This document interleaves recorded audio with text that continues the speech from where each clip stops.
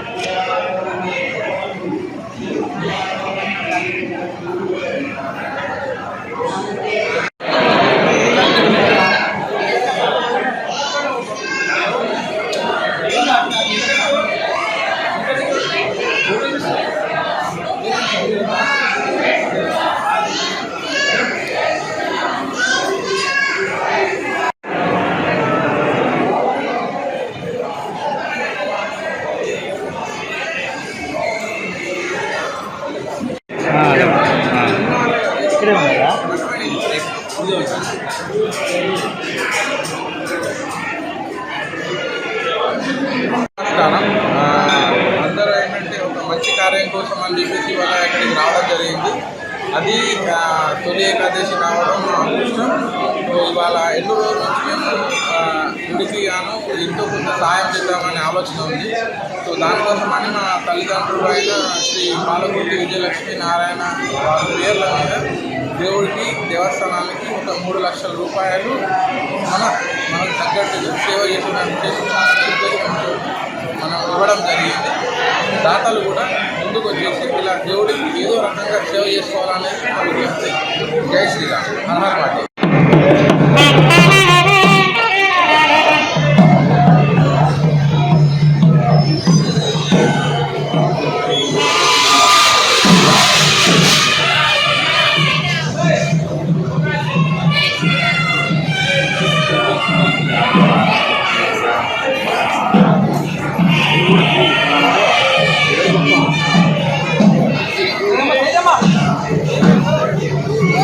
Police information ఇన్ఫార్మర్ల నేపంతో 15 మందిని అపహరించిన మావోయిస్టులు వారిలో 2 హతమార్చారు. మిగిలిన వారిని ఇన్ఫార్మర్ల కాదని తేల్చడంతో వదిలేశారు. ఛత్తీస్గఢ్ రాష్ట్రం సుకుమా జిల్లా బుర్కాపాల్ పంచాయతీ పరిధిలో ఈ ఘటన చోటు చేసుకుంది. తాడిమెట్ల గ్రామానికి వచ్చిన మావోయిస్టులు ఉప సర్పంచ్ మడవి గంగతో పాటు 14 మంది గ్రామస్తులను అపహరించి అడవుల్లోకి తీసుకువెళ్లారు. ప్రజాకోర్టు నిర్వహించి ఉప సర్పంచ్ మడవి గంగ, టీచర్ కావసి సుక్కను పోలీస్ ఇన్ఫార్మర్లుగా ధృవీకరించి హతమార్చారు. హత్య చేసిన 2 మృతదేహాలతో పాటు ఇన్ఫార్మర్లుగా రుజువు కాని తమ చెరలో ఉన్న 13 మందిని విడుదల చేశారు. మావోయిస్టుల దుశ్చర్య వల్ల జిల్లాలోని గ్రామస్తులంతా భయాందోళనకు గురయ్యారు.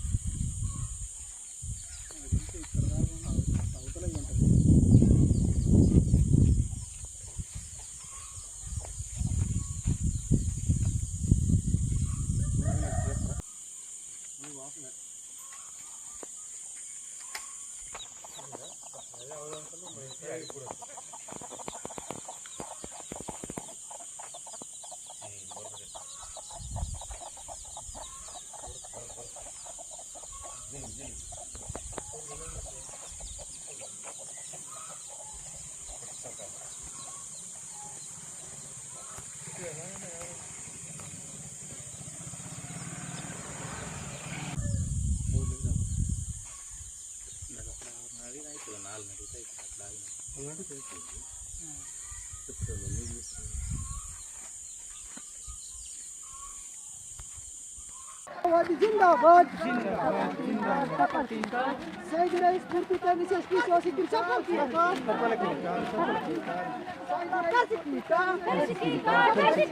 दिन पनाटे मार शहीद की लाल सलाम दिन पनाटे मार शहीद की लाल सलाम कांग्रेस सरकार मुर्दाबाद मुर्दाबाद मुर्दाबाद बीजेपी सरकार मुर्दाबाद मुर्दाबाद मुर्दाबाद नरेंद्र मोदी मुर्दाबाद मुर्दाबाद मुर्दाबाद गृह मंत्री अमित शाह मुर्दाबाद मुर्दाबाद मुर्दाबाद गृह मंत्री अमित शाह मुर्दाबाद मुर्दाबाद मुर्दाबाद मुर्दाबाद बीजेपी सरकार मुर्दाबाद मुर्दाबाद मुर्दाबाद डोरना हमला को बंद करो बंद करो बंद करो हवाई हमला को बंद करो बंद करो बंद करो कांग्रेस सरकार हवाई हमला को बंद करो बंद करो बंद करो जनता के ऊपर बम फेंकने का मुर्दाबाद मुर्दाबाद मुर्दाबाद बीजेपी सरकार मुर्दाबाद मुर्दाबाद मुर्दाबाद मुख्यमंत्री भूपेश बघेल मुर्दाबाद मुर्दाबाद मुर्दाबाद प्रधानमंत्री नरेंद्र मोदी मुर्दाबाद मुर्दाबाद मुर्दाबाद मुर्दाबाद జనసేన పార్టీ నారావారి పార్టీగా మారిందని ఏలూరు డీసీఎం మాజీ చైర్మన్ ఎడ్ల తాతాజీ ఆరోపించారు. ఆయన కార్యాలయంలో విలేకరులతో మాట్లాడుతూ ముఖ్యమంత్రి వైఎస్ జగన్మోహన్ రెడ్డి పార్టీ పెట్టి ప్రజా సమస్యలపై పోరాటం చేస్తే 2019 ఎన్నికల్లో ప్రజలు ఆయన్ను నమ్మి 151 సీట్లను అందించిన విషయం జనసేన పార్టీ అధ్యక్షుడు పవన్ కళ్యాణ్ గుర్తు చేసుకోవాలని అన్నారు. ఈ సమావేశంలో వైసీపీ నాయకులు, కార్యకర్తలు పాల్గొన్నారు. మీరు మాట్లాడాలి, వాళ్ళందరిని ఒప్పించి చేయాలి. నారాహి యాత్ర ప్రారంభించిన పవన్ కళ్యాణ్ గారికి నేను ఒకటి సూటిగా ప్రశ్న వేస్తున్నా. 2014లో తెలుగుదేశానికి సపోర్ట్ చేసి అతనేదో సీనియర్ నాయకుడని, రాష్ట్రం విడిపోయిన తర్వాత అద్భుతంగా పరిపాలిస్తాడని చెప్పి అతనికి సపోర్ట్ చేసిన తర్వాత అధికార పార్టీలో ఉంటూ ప్రతిపక్షాన్ని విమర్శించడం, అది కూడా ఏంటంటే చంద్రబాబు నాయుడుతో విభేదించి బయటకు వచ్చిన తర్వాత కూడా మళ్ళీ ఎవరైనా అధికార పక్షాన్ని విమర్శిస్తారు. నేను ప్రశ్నిస్తానని చెప్పి వచ్చినటువంటి పార్టీ జనసేన పార్టీ అయితే ప్రశ్నించడం మానేసి చంద్రబాబు నాయుడికి అడుగులకు మడుగులు ఎత్తుతూ ఆ రోజు ఎక్కడైతే ముద్రగడ పద్మనాభం గారు ఆ ఇంట్లో ఆ కోడలను కానీ కొడుకుని కానీ వికలాంగుడైన కొడుకుని కానీ కొడుతుంటే ఈయన వెళ్ళి పవన్ కళ్యాణ్ గారు చంద్రబాబు నాయుడు కలుస్తున్నారని టీవీలో వార్తలు వస్తూ చూసాం. నిజంగా దీన్ని అడ్డుకుంటాడేమో, ముద్రగడ పద్మనాభం గారు అడిగినటువంటి న్యాయమైన కోరికని తీర్చనని చెప్పడానికి వెళ్తున్నాడేమో అని అనుకున్నాం. కానీ తీరా చూస్తే ఆయన దగ్గరికి వెళ్ళి ఒక సాలో కప్పించుకుని వచ్చేయడం జరిగింది. అంటే ఒక్కసారి ఆలోచన చేసుకోవాలి. కేవలం చంద్రబాబు నాయుడు కోసమే జనసేన పార్టీ పుట్టిందని, ఆ పార్టీ కోసమే ఈయన పనిచేస్తూ ఇవాళ వారాహి యాత్ర కాదు, అది నారాహి యాత్ర కింద మారిపోయింది. అదేవిధంగా ఇప్పుడున్నటువంటి పరిస్థితుల్లో పవన్ కళ్యాణ్ నాకు అంత బలం లేదు, నేను తెలుగుదేశంతో నేను కలుస్తానని చెప్పి మాట చెప్పాడు. గతంలో ఏదైనా రాజకీయ నాయకుడు ఒక పార్టీ పెట్టిన తర్వాత పెట్టగానే ఎవరు కూడా గొప్పవారు కాలేరు. వైఎస్ఆర్ కాంగ్రెస్ పార్టీ పెట్టిన తర్వాత జగన్మోహన్ రెడ్డి గారు ఆయన రాజీనామా చేసి ఆయన మళ్ళీ ఎంపీగా 5 లక్షల ఓట్లు గెలిచాడు. మళ్ళీ వాళ్ళ తల్లి కూడా 70,000 ఓట్లతో అసెంబ్లీకి గెలిచారు. ఇద్దరే ఉన్నారు వాళ్ళు పార్టీ పెట్టేటప్పుడు. ఆ తర్వాత మళ్ళీ ఎలక్షన్కి వెళ్తే 16 మంది ఎమ్మెల్యేలు గెలిపించుకున్నారు. మళ్ళీ ఎలక్షన్కి వెళ్తే 2014లో 67 సీట్లు గెలుచుకున్నారు. మళ్ళీ ఎలక్షన్కి వెళ్తే 2019లో 151 సీట్లు సాధించి రికార్డు బద్దలు కొట్టాడు జగన్మోహన్ రెడ్డి గారు. అలాగా ఓపిక సహనం ఉండాలి తప్ప నేను ఆడికి సపోర్ట్ చేస్తాను ఈడికి సపోర్ట్ చేస్తాను పార్టీ పెట్టడం ఎందుకని అడుగుతున్నా. పార్టీ పెట్టాల్సిన అవసరం లేదు. ఒకవేళ నీ అసెంబ్లీకి వెళ్తే నన్ను ఎవడో ఆపుతాడు అంటున్నాడు. అసెంబ్లీకి వెళ్ళాలంటే ఎవరు ఆపుతారు? ప్రజలు ఆపుతారు. నీ మీద నువ్వు సరిగ్గా పరిపాలించగలవు, నువ్వు ఎమ్మెల్యేగా నువ్వు అర్హుడు అనుకుంటే నిన్ను ప్రజలు గెలిపిస్తారు తప్ప ఎవరు జగన్మోహన్ రెడ్డి గారు వైఎస్ఆర్ కాంగ్రెస్ పార్టీ నాయకులు ఆపరు. ఆపేది ఎవరైనా ఉంటే ప్రజలు ఆపుతారు. నన్ను ఎవరు ఆపుతారు? అసెంబ్లీకి వెళ్తే అసెంబ్లీకి ఎవడు వెళ్ళొద్దు అన్నాడు.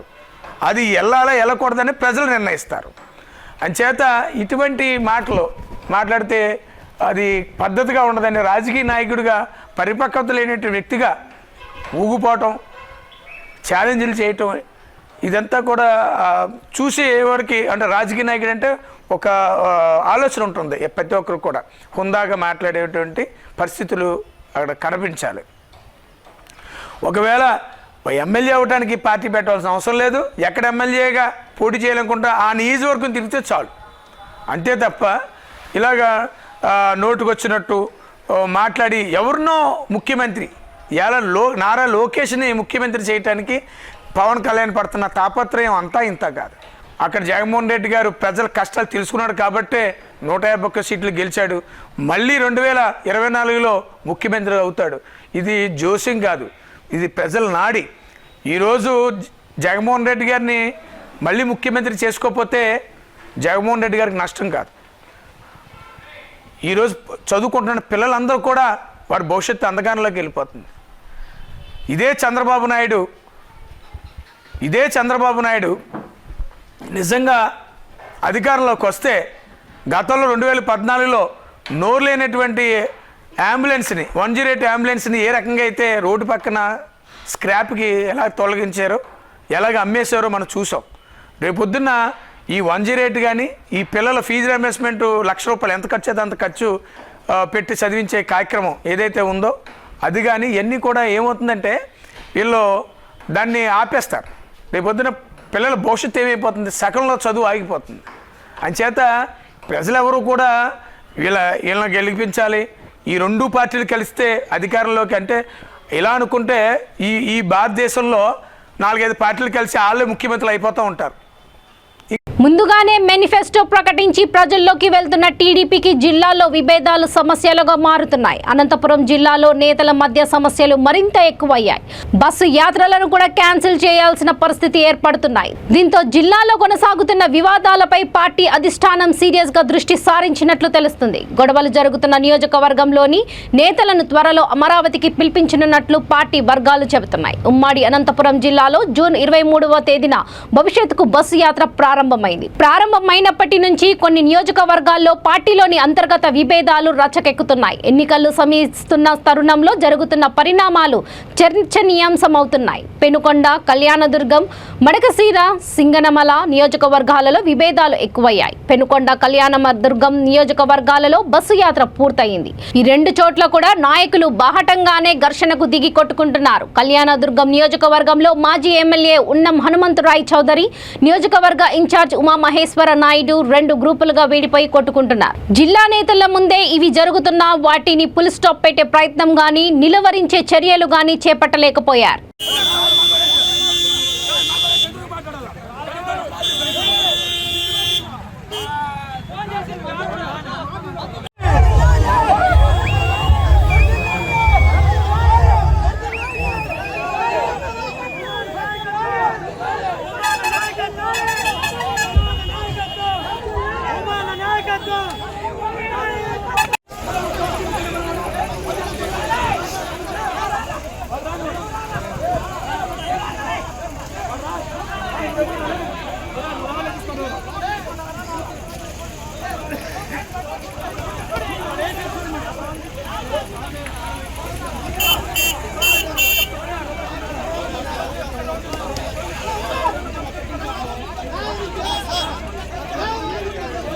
టీడీపీలో ఉండకూడదా? చెప్పండి. మేము ఉండకూడదా? టీడీపీలో ఉండకూడదా?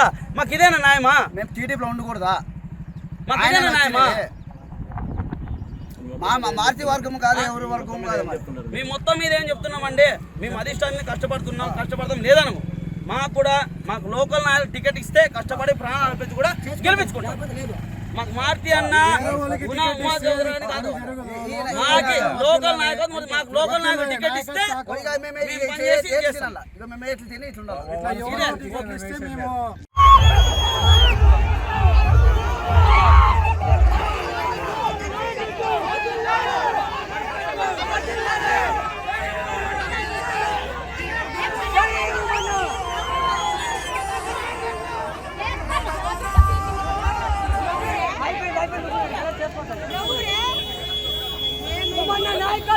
వర్ధిల్లాలి.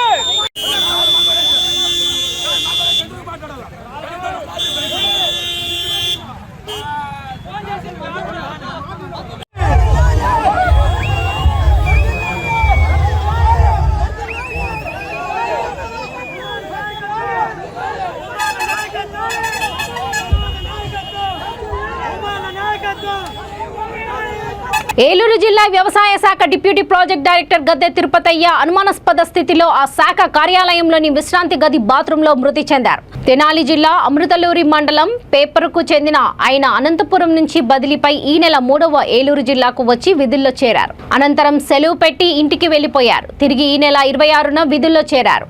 అదే రోజు సాయంత్రం ఆ శాఖ కార్యాలయంలో ఉన్న అతిథి గృహంలో ఉన్నారు. 27న విధులకు హాజరు కాలేదు. ఉదయం వాచ్మెన్ అతిథి గృహానికి వెళ్లారు. తలుపులు ఎంత కొట్టినా తీయకపోవడంతో వెనుకపైపు కిటికీలోంచి చూడగా బాత్రూంలో తిరుపతయ్య శవం కనిపించింది. దీంతో పోలీసులకు సమాచారం అందించారు. మృతదేహం నుంచి దుర్గంధ వాసన రావడం ద్వారా బాత్రూంలో గుండెపోటుకు గురై మృతి చెంది ఉంటారని ప్రాథమికంగా అంచనాకు వచ్చారు.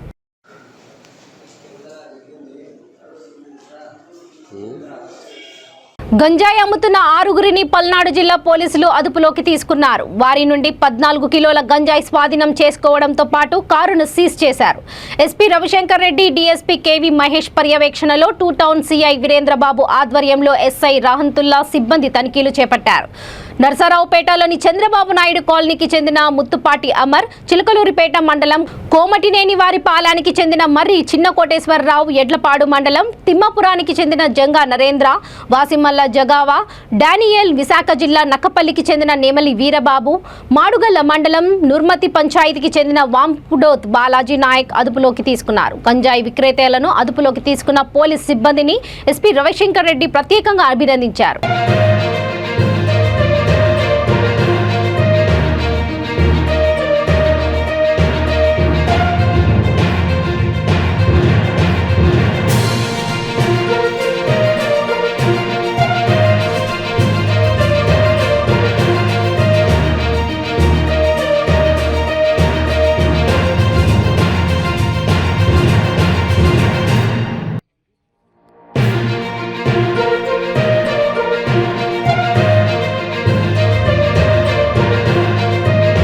కలహాలతో భార్యను కత్తితో పొడిచిన కసాయి సంఘటన ఆంధ్రప్రదేశ్ రాష్ట్రం కర్నూలు జిల్లాలో జరిగింది. మారుతి నగర్లో చక్రవర్తి, సునీత అనే దంపతులు నివసిస్తున్నారు. గత కొన్ని రోజులుగా వారి మధ్య గొడవలు జరుగుతున్నాయి. వారి మధ్య గొడవ జరుగుతుండడంతో కత్తి తీసుకొని భార్యపై దాడి చేశాడు. ఈ దాడిలో ఆమె తీవ్రంగా గాయపడడంతో ఆసుపత్రికి తరలించారు. ఆమె పరిస్థితి విషమంగా ఉందని ఆసుపత్రి వర్గాలు వెల్లడించాయి.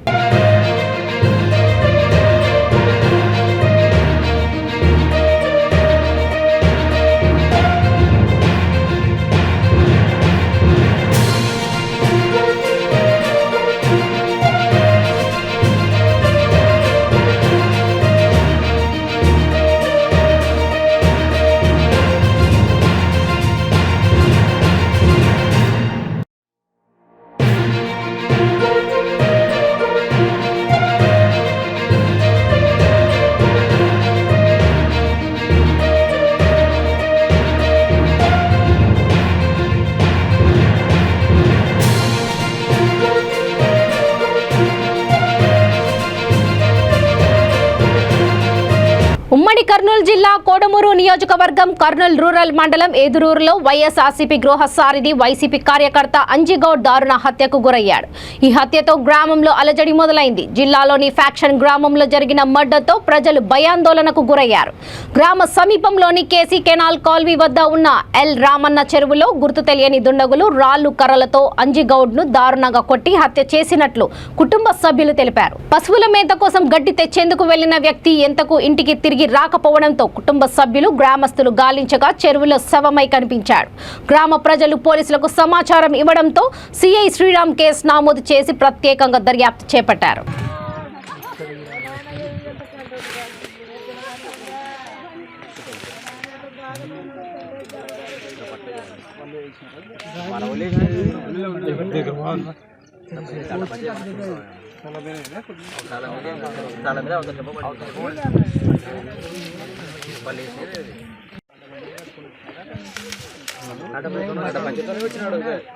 అది అడ్డ పంచ వాంది మనం వదిలేసినారు.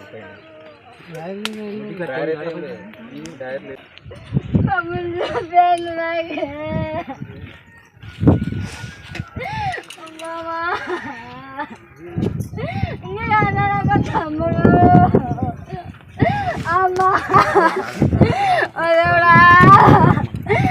నాకు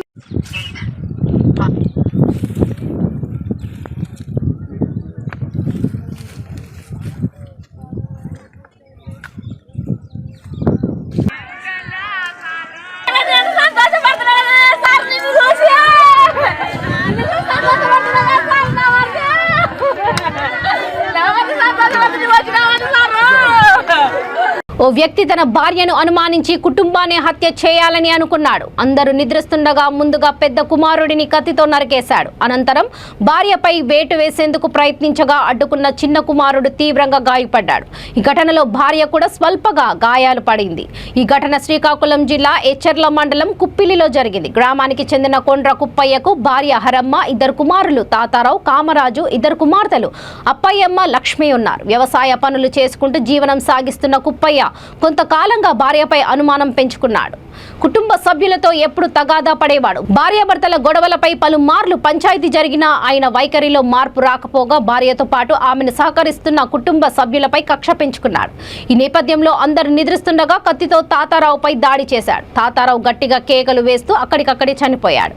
దీంతో మిగిలిన కుటుంబ సభ్యులంతా నిద్ర నుండి మేల్కొన్నారు.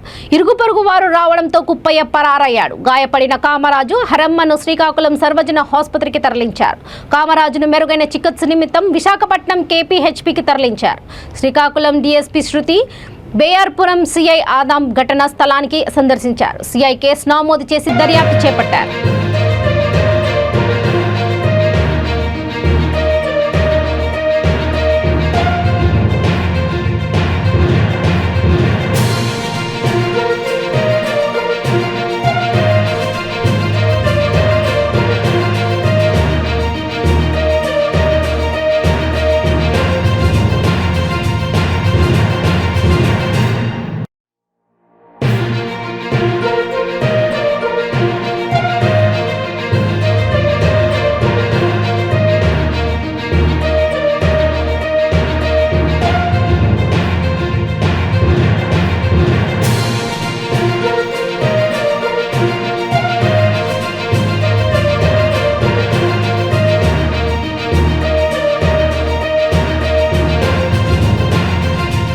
బులెటిన్ ముగించే ముందు ముఖ్యాంశాలు మరోసారి.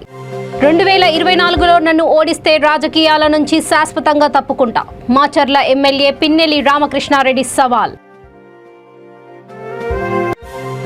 భద్రాచలం రామన్న ఆలయంలో ఘనంగా తొలి ఏకాదశి పూజలు. 1,00,000 కుంకుమార్చన, స్వామివారికి తిరువీధి సేవ నిర్వహణ. పోలీస్ ఇన్ఫార్మర్ల నేపంలో 15 మంది అపహరణ. ఉప సర్పంచ్ మడవి గంగా, టీచర్ కావసి సుక్కల హతం. నారావారి పార్టీగా జనసేన పార్టీ తీరు. ఏలూరు DCMC మాజీ చైర్మన్ ఎడ్ల తాతాజీ ధ్వజం. చూస్తూనే ఉండండి V3 న్యూస్, లక్ష్యం సమాజహితం. నమస్తే.